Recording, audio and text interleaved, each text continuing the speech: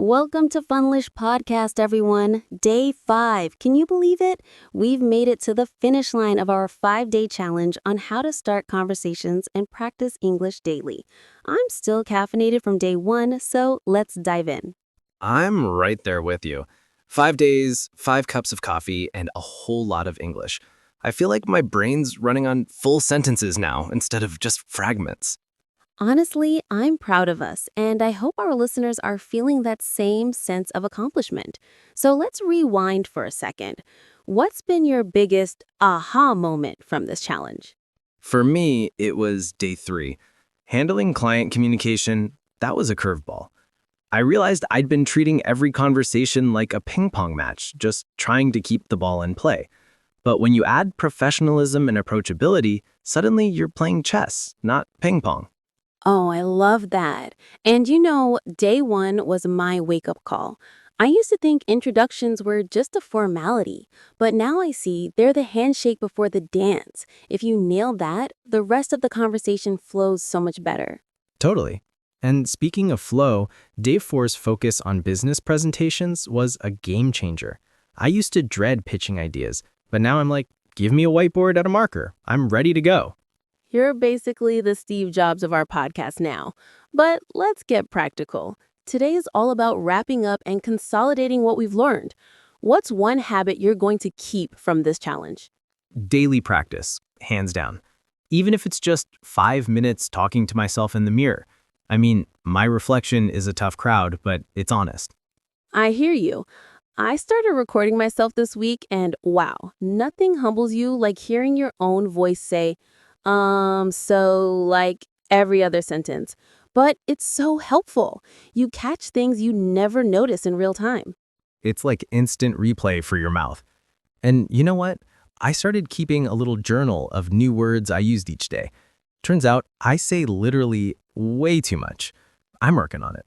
We all have our crutches. Mine's but hey, awareness is the first step. Let's talk about active listening. I feel like that's the secret sauce to any good conversation. For sure. I used to think listening was just waiting for my turn to talk. Now I'm actually tuning in, making eye contact, nodding, repeating back what I heard. It's wild how much deeper the conversation gets. And people notice. I had a friend say, "Wow, you're really listening." I felt like I'd unlocked a new level in the game of life. It's like you went from NPC to main character energy. But seriously, active listening is underrated. It's not just about words. It's about the vibe, the body language, the pauses. Speaking of pauses, I've learned to embrace silence. Sometimes letting a moment breathe invites the other person to open up more. Silence is golden. Unless you're on a first date, then it's just awkward. But in most conversations, it's powerful. Let's get into some practical tips for our listeners. What's your go-to strategy for keeping the English practice going after this challenge? I'm all about setting micro goals. Like, today I'll start a conversation with someone new, or I'll use 3 new idioms in a chat. Keeps it fresh and manageable. Love that. I'm a big fan of language learning communities. Whether it's an online forum, a local meetup, or even a WhatsApp group, having people to practice with keeps you accountable. Plus, you get exposed to different accents and slang. I joined a group last month, and now I know what spill the tea means. My vocabulary's never been sassier. And don't underestimate the power of feedback. Recording and reviewing your conversations is like having a personal coach. You spot your strengths and your oops moments. It's like watching game tape if you're an athlete. You see where you fumbled and where you scored. Let's talk about motivation. 5 days is great, but how do you keep the momentum going for 5 weeks or 5 months? For me, it's about making English part of my daily life. I set my phone to English, watch Netflix with English subtitles, and even narrate my day in English when I'm alone. My cat is bilingual now. Your cat's ahead of the curve. I also reward myself. If I hit my practice goal for the week, I treat myself to something small, like a fancy coffee or a new book. Positive reinforcement, baby. It works for dogs. It works for us. Let's not forget about setbacks. Some days you'll feel stuck or self-conscious. What's your advice for pushing through? Embrace the cringe. Everyone makes mistakes. The key is to laugh it off and keep going.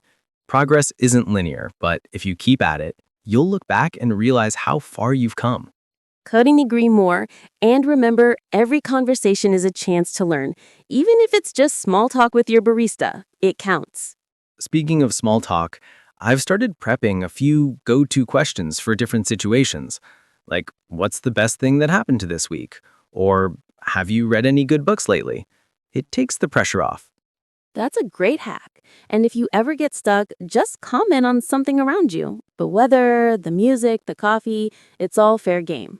Unless you're in an elevator, then just stare at the numbers and pray for a quick ride. Elevator small talk is an Olympic sport. But hey, practice makes perfect. Let's do a quick recap for our listeners. What were the 5 days of the challenge? Day 1, introductions and building rapport. Day 2, workplace discussions and team collaboration.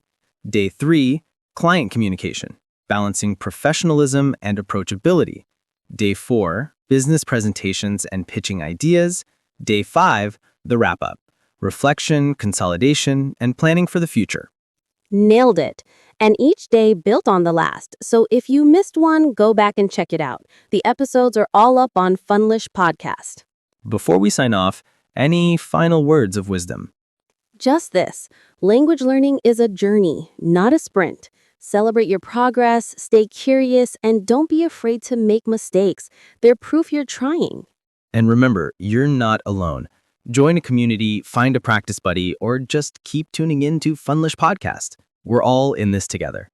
Couldn't have said it better myself. Thank you for joining us on this 5-day challenge. Keep practicing, keep growing, and keep having fun with English.